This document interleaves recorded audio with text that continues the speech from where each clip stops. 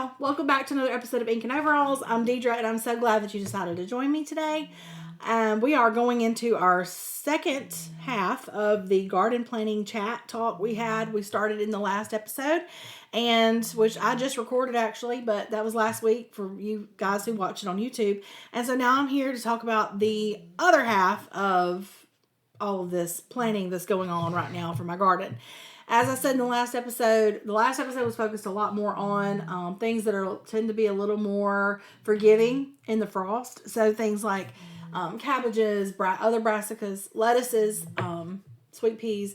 They don't like the frost. The pods don't like the frost on the peas, but the greenery will be okay. But anyway, those things are a little more forgiving to cooler temperatures. I'll just say that. And some to frost. These, not so much. These things that I'm talking about today are not going anywhere near my garden until well after my last frost date has passed.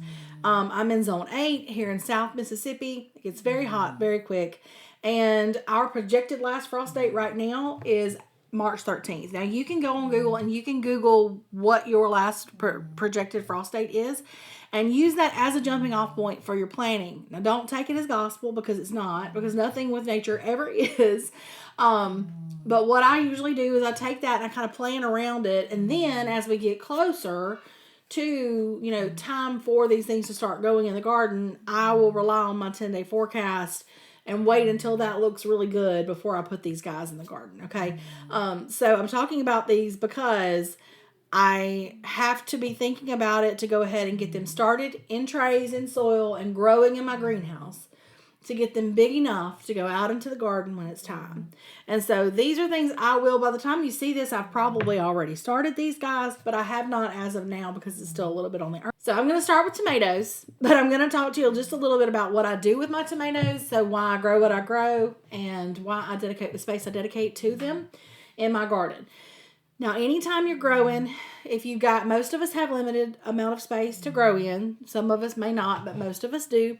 And so being intentional, being mindful about what you have in front of you as far as spacing and dedicating areas to growing things, you want to keep in mind what you're going to do with those things. Because if you never, ever want to eat a tomato in any way, shape, form, or fashion, you don't need to grow tomatoes. Now, I'm not telling you can't. I mean, if you just love growing them, go for it. But don't dedicate, you got 24 square foot of gardening space in this bed. Don't dedicate all of it to tomatoes if you don't really want to eat tomatoes.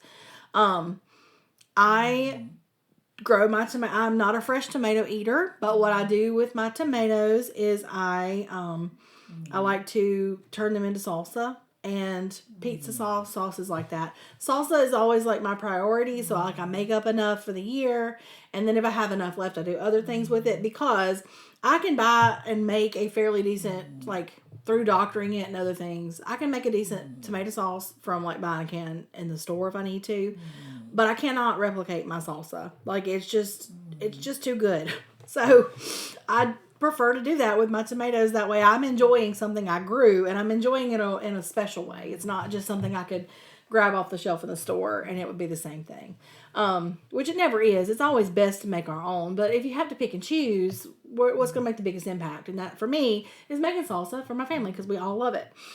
So I do that. Now, as far as varieties and what some of these words mean I'm going to be using, I'll try to explain myself as I go, but you don't forget I do have the Choosing Seeds 101 episode from just a few weeks back in YouTube years. If you go back and you'll see I did a 3-part episode about choosing seeds and about growing seeds, and there's one in there that talks all about the terminology that you run into whenever you're choosing varieties, things like the words like determinate, indeterminate, cherry, beefsteak, paste tomato, all those things. And even with the peppers, I do it with lots of varieties of things in that video. So if you'd like to go back and kind of get your feet under you about those types of things, I can refer you to that. Otherwise, I'm going to try to explain as I go, but in case you have other questions, that'll probably answer your questions. So how do I grow my tomatoes? Now, tomatoes need trellising, whether they're big, whether they're determinate, whether they're indeterminate. 99.999% of your tomatoes need some type of support. Now, they do have some little tiny ones you can grow, but they need support. And a lot of times a dinky little tomato cage from the garden store is not going to do the trick, okay? I don't know why they're so insufficient, but they are so insufficient. They work well for peppers usually, but not so much anything else. And so, I found my daddy always used a stake, like rebar, like a long stake, and would just tie it as he went, and that's what he used to support his tomatoes my whole childhood, and it worked great. I do that with a few that I have, but for the most part, I try to plant them like kind of in a line, and so I use a cattle panel. Jess from Roots and Refuge has been doing that for years. It's not something I came up with. I saw her do it first, but it's so easy because you put it up, you got an 8-foot trellis right there. We just put 2 like T-posts in the ground on either side. Put your cattle trellis up, your cattle panel, zip tie it to your T-posts, and plant your plant near it so that as it goes, you can support it using that cattle panel. That's what I find works really well. Now, I usually end up still having to kind of get creative whenever it goes above the cattle panel and come up with some things, but that's how I, for the most part, for the majority of my tomatoes' lives, they are supported on a cattle panel trellis. That, and I also have some tomato cages that I made myself using wire. It was the same kind of wire we used to enclose like our goat paddock. We had a lot left, and so it's like pretty tall, and I used it to make circles that I use as cages also. And they work a lot. They're not perfect. They're far from it, but they work a lot better than what you can get in the grocery store.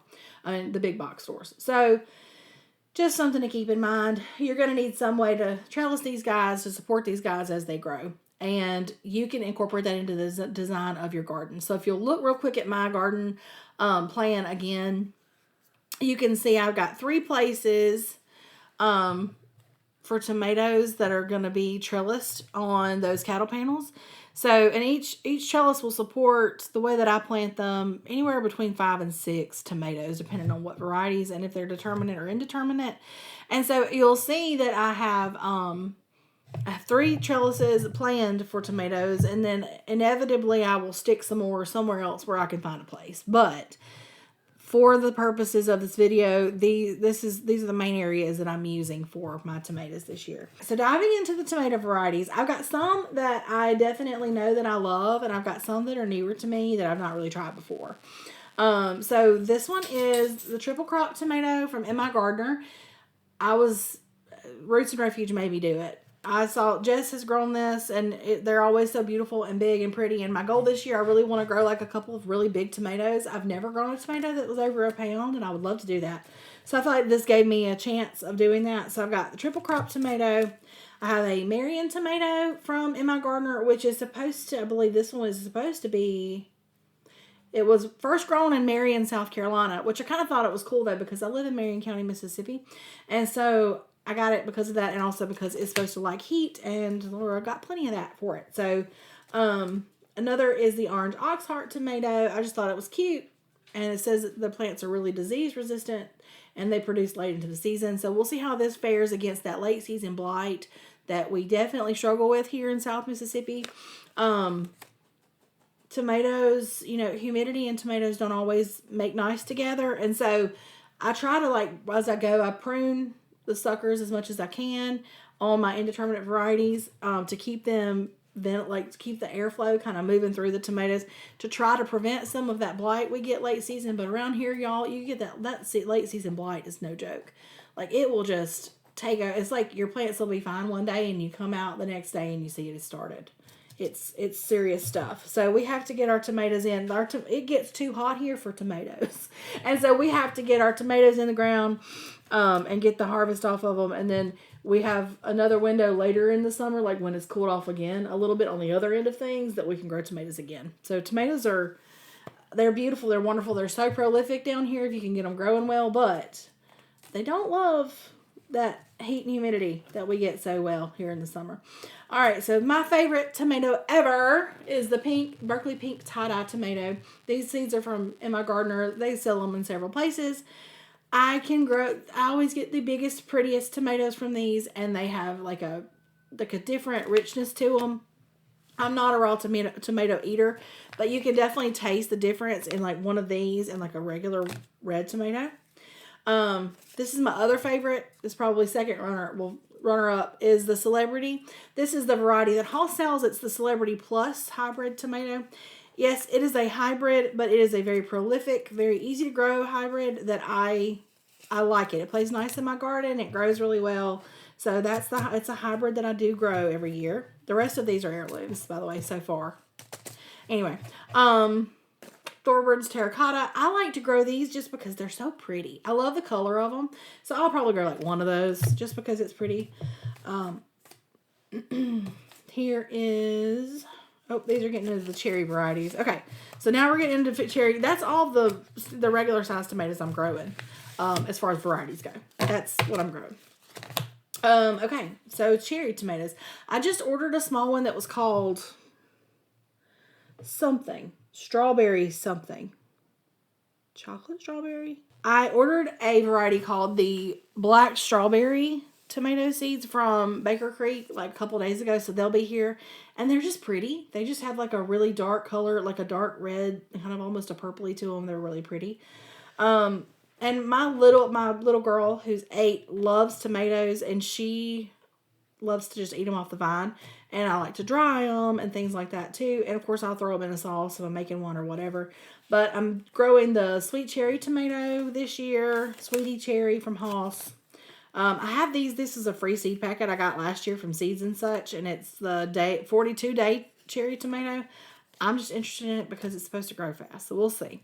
Also blueberries tomatoes, which are just so pretty. And I have this indigo blueberries. I'm going to grow one of each of these and see which one I like better, so that I can in the future know which one to start and not start two that are basically the exact same.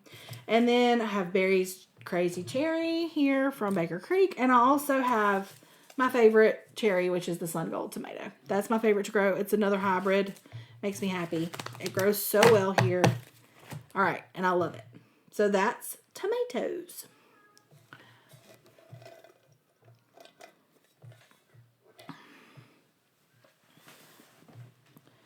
All right, moving on to peppers now. So I do have several pepper varieties here.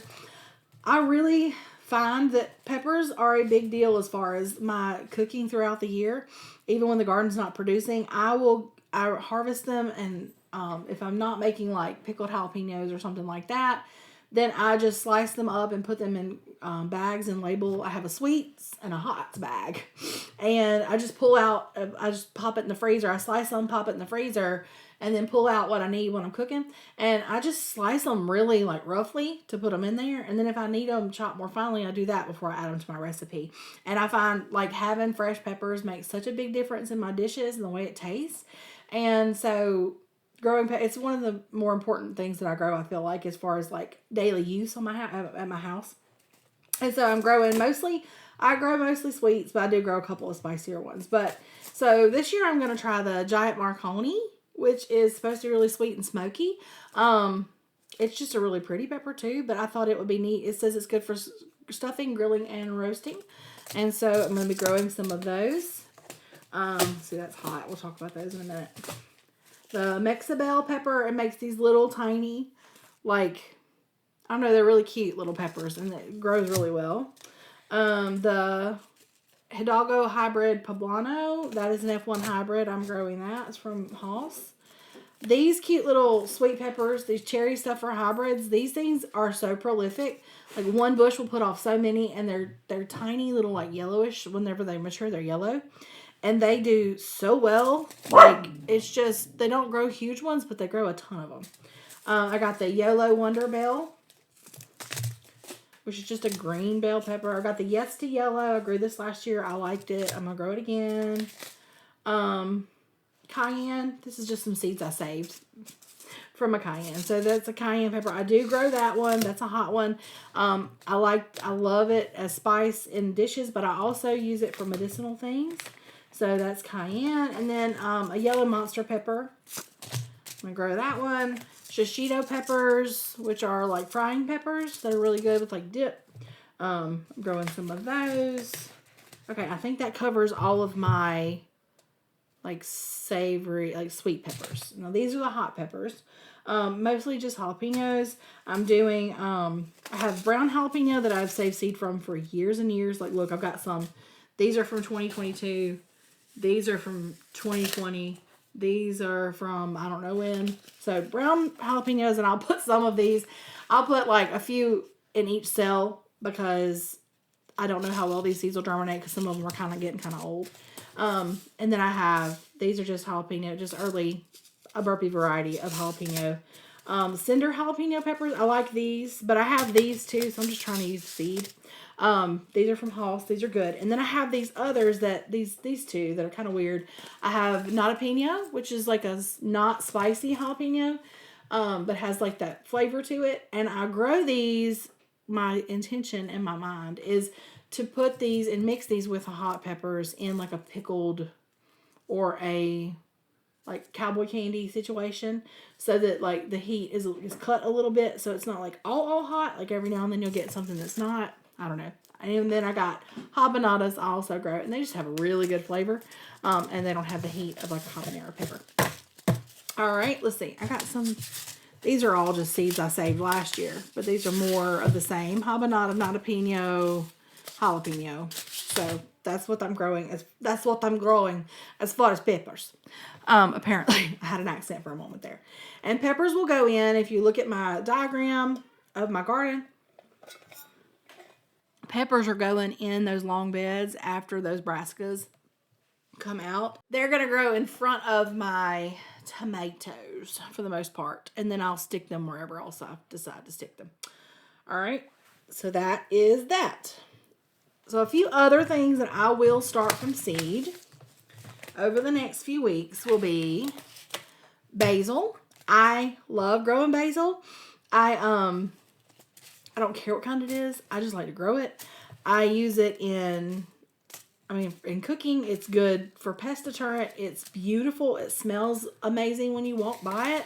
All the things. So love me some basil. And this is just several varieties that I have. I grow a bunch of different ones, but mammoth and lettuce leaf are probably my two favorites because you can harvest like one leaf and it's huge and you can like take it in and cook with it. And just the regular sweet basil. It's also really pretty in flower arrangement. So I'll be growing some of it in the back. I'll grow it everywhere. I'll have it in my herb garden and I'll have it in the flower garden out front for putting in arrangements and things like that. This is the dark opal basil, so it's like that purpley one. And then I love these two. These are dwarf basils, and they're so pretty, especially this one. It grows into like this pretty little, it almost looks like a bush. It's so pretty. It's just a Greek dwarf basil. But it's so pretty and so fun to grow. I like to grow it in my green stock because it just looks so dainty and smells so good. So basil is something that I will definitely be starting soon. And then, let's see, I'll briefly talk real quick about all these flowers. So, oh yeah. Eggplant is something else I'll be growing this year. This is a patio baby hybrid. It's more of a container variety. But I've also ordered a Nagasaki long variety of eggplant that I'll be growing as well. So that'll be the eggplant I'll start. I'll start that when I start my peppers and everything else. Okay. So, moving on. These are some of the flowers. So I'll be starting alyssum. It's just this really pretty, like, dainty looking flower. And I like to grow it underneath things. So like in beds where I'm growing taller things, I'll just kind of stick it underneath where it still gets a little sunshine and just let it do its thing. But I do like to start it in trays so that I have it to pull from. And then lots of marigolds. So I'll put marigolds everywhere also. Marigolds are great for like pest deterrent. I don't know if you can hear that. My kids were screaming. It's a good pest deterrent and grows really well as a companion plant with things like tomatoes and things. But it's so pretty. And if you have a raised bed, if you get the smaller varieties, like some varieties, watch what you get because I learned this the hard way. Some varieties of marigold can get really big. But if you get like the smaller ones, like I really like, this one's my fave. The Petite Mix from Baker Creek is my favorite because it grows the smaller ones.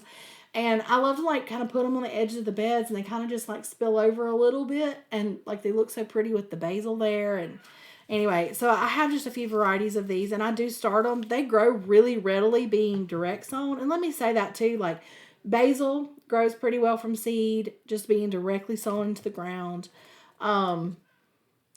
marigolds, they do okay. Zinnias and sunflowers, things like that I'm going to show you, they do pretty well being grown in the dirt. Now your tomatoes and your peppers, you really, really need to start those because they have to get that head start.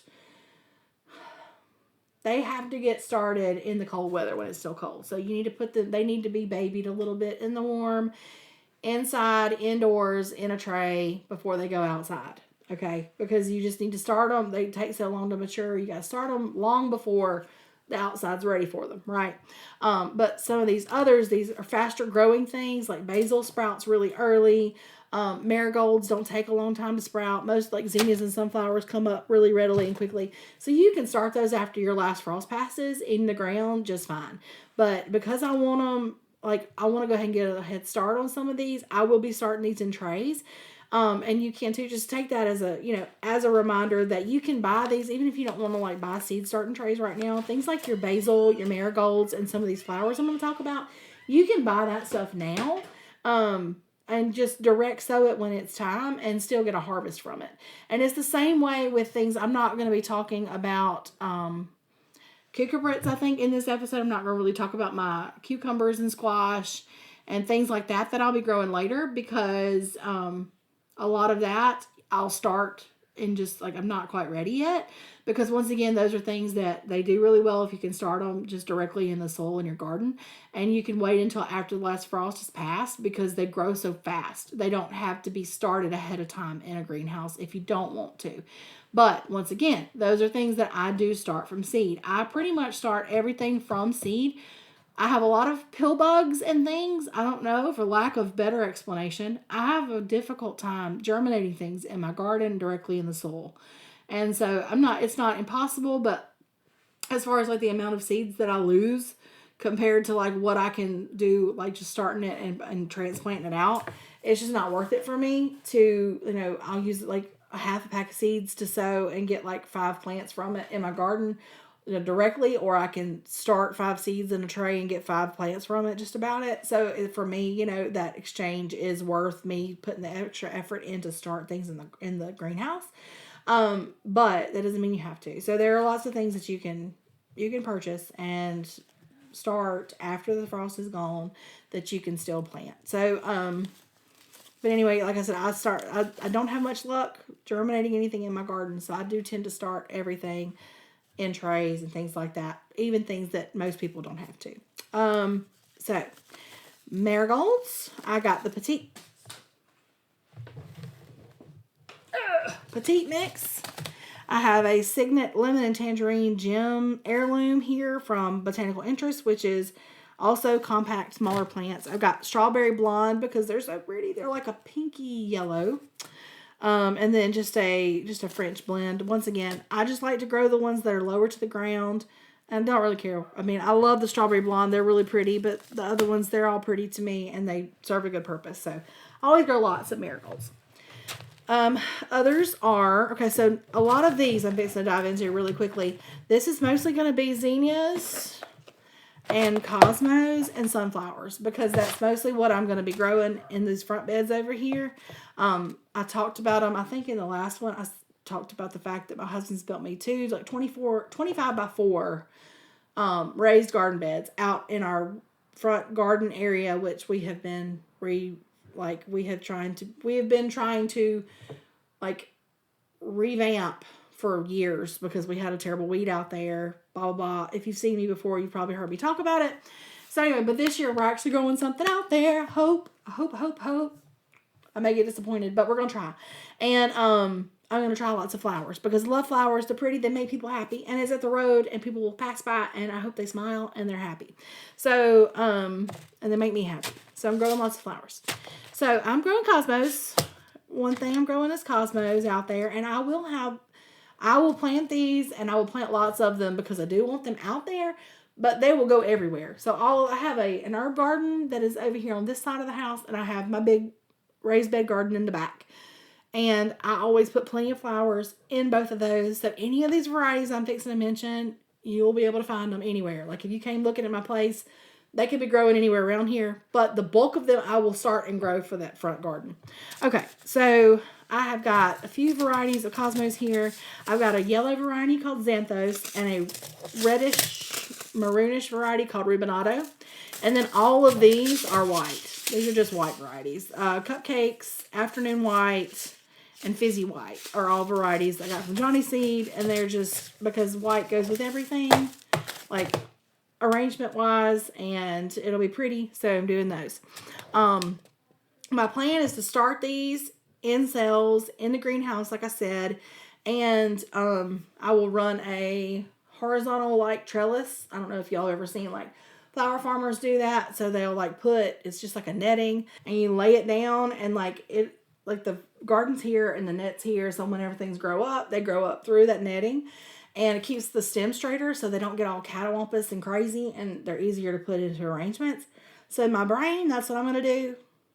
Y'all drive by my house in a little bit and tell me what I did. I don't know. So those are the cosmos. Then we have some sunflowers. I'm also doing straw flowers, Gumfrina, Status, some other things out there. But this is going to be the bulk of it because they grow easily, they're beautiful, and they look good in arrangements. So I'll be growing. Apparently this is one of my favorite varieties because I have 2 packs from 2 different places.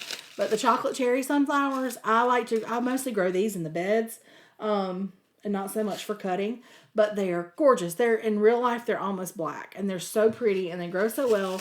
And I have saved seed from them every year, and I have my seed and I have new seed because I want to make sure I'm growing the right thing. And they're gorgeous. So chocolate cherry, and then lemon queen sunflower. Now this is one of my faves to put like at the corner of a bed, like to make a statement in the garden, because these grow. Last year I had 2 of them toward the front, and like they get taller than everything else. Like these are big. Most of these other varieties of sunflowers that I'll be growing, they're not mammoth. They're not going to grow like the big showstoppers that get like 7-8 feet tall. But now these will get really tall. But what I love about these is they do branch, and so you do have options. You got these offshoots that you can kind of cut those for arrangements. They have more pollen than say like some kind of variety that was made just for like floral growers, for like people who want to grow for arrangements. So they do drop more pollen, but they are still really pretty. And then I have Evening Sun sunflowers, which are super pretty. I don't remember if these are multi-branched or not. I try to grow lots of multi-branchers because I don't know how much you know about sunflowers, but those bigger ones with just like one head on them, like that's one and done. Like they grow and they're done. So you harvest it or you look at it or whatever, and then that plant is done. And so I try to grow branching when I can because I just enjoy not having to succession sow them constantly in order to get the result of a new flower. And so I know these Autumn Beauties, I'm pretty positive these are branching. So anyway, they're pretty though. Autumn Beauty, Evening Sun, and then these are actually Pro Cut. So this is Pro Cut White and Pro Cut Orange. Now these are your one and done, just grown for arrangements, fast growing sunflowers. These are what people use when they're growing for florists, and like that's what they do as flower farms.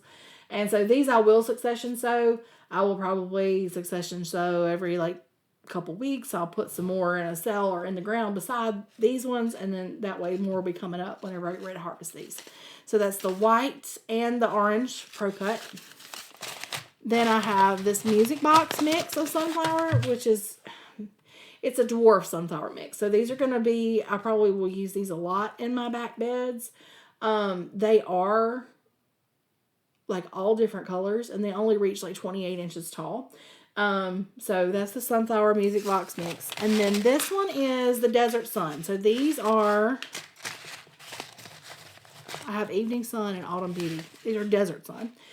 From Johnny's. And this is actually a really big, there's actually 250 seeds in here. These are the majority of what I think I'm going to grow out front because they are really pretty, yellowy with a little bit of orange, just basic pretty sunflower, that is a multi-heading branching sunflower. And so I got 250 seeds of those. Those will be going out there. And then while we're on it, let's run into zinnias real quick. Wait, they're here now. Let's do zinnias real quick and I'll be done. I'll let you go, okay? And then we'll have to do another one later about squash and pumpkins and all those things because I don't have enough time to talk about all that stuff without making you so bored that you want to die. Okay.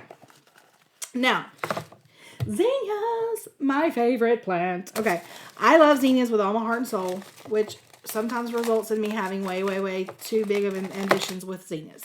Let me start by saying, for the flower garden-y part of my homestead, I have bought 2 bulk packs of zinnia seeds from American Meadows. One is the Cut and Come Again zinnia, which is a mix of all colors. You've got reds and oranges, yellow, pink, white, all that. And then I bought another bag, not so quite big, as big of a bag of just polar bear white zinnias, also from them. So the majority of what gets sown out there is in there, and they're just big random bags, and so they're in there.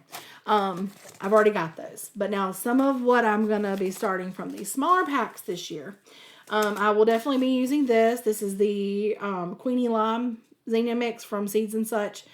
It just kept me from having to buy 15 different packs because I like all of the Queen Lime series. Like, this is one of them. I don't know if you've ever seen these zinnias. They're the Queen Lime Red. But you see how they kind of have like that greeny color in them? That's kind of what's common in this like strain, this Queenie Lime, like, I don't know, group of zinnias. And so they're gorgeous. They're so pretty. And this is a mix of all of them. So I'll be growing both of those because they're my favorite. They almost have like this dusty, rosy, vintagey look to them. I don't know. They're pretty. They're just different. And then I have some giant lime I'll be growing. And they're just what they sound like. They're big and they're green. Okay, so then Johnny Seeds got me, y'all. Because they were like, I had ordered a few other things. And then they were like, hey, we have 3 new types of zinnias for sale. And I was like, hey, send me all of those. Take my money. And so I sent them my money. And here we are.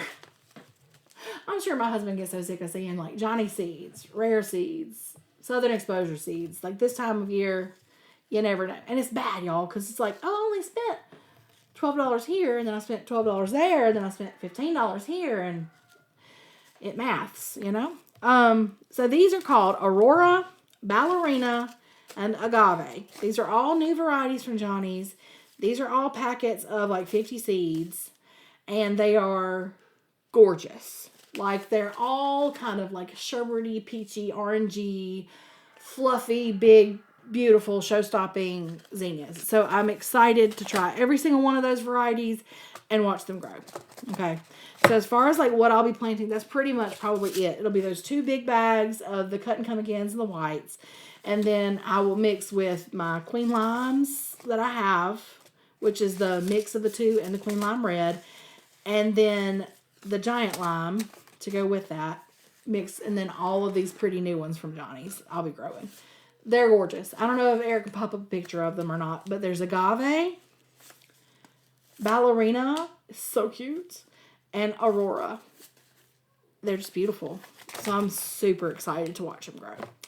All right, guys. So I guess that's pretty much all I've got for you right now. I hope I didn't bore you to tears. I hope that you hung in. I hope that you got some inspiration. I hope you're ready to grow your garden. Don't forget that, yes, these are the things I'm growing right now, but you've also got to be thinking in the next few weeks we're going to have to be putting in our beans and our squash, and our melons will be coming soon, and our winter squash very soon after that. So we've got lots of things that we're planting, lots of things we're doing. You got to kind of keep that garden in your brain and let it consume you and be what you want to think about and make your heart happy in the cold days.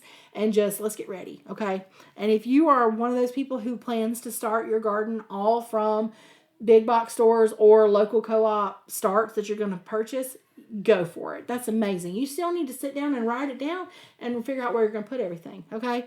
And also, don't forget, like I said previously, even if you don't want to start your seeds like in a greenhouse on a shelf with lights, any of those things like I've talked about in previous episodes, there are a lot of things, especially like all of these flowers I just talked about, like the marigolds, the zinnias, and the sunflowers specifically, and the cosmos, I believe too, are very easy to just start by sowing directly. Okay, so if you were interested in any of these varieties, like, don't hesitate to look into them further, because they may be something that you can grow anyway, even if you don't have a light setup or a greenhouse right now. Because like I said, there are lots of things that you can just put directly in the ground and they do their thing. Beans and cucumbers and squash and melons and things like that are others, like those are all things that lend themselves pretty well to being directly sown in the garden. So if there's any variety out there you want to try that you don't think you can find, if you're someone who's going to be relying on starts from a store, give that some thought before it's time to dive into that. It may be something that you can just start from seed, and you don't have to worry about relying on a store for it. And that way you can try some new varieties, do some new things that are exciting. I don't know, just a thought. But anyway, you can find me here at 7 on Mondays. I'm here every Monday pretty much, put out a new episode for you guys, so come hang out with me.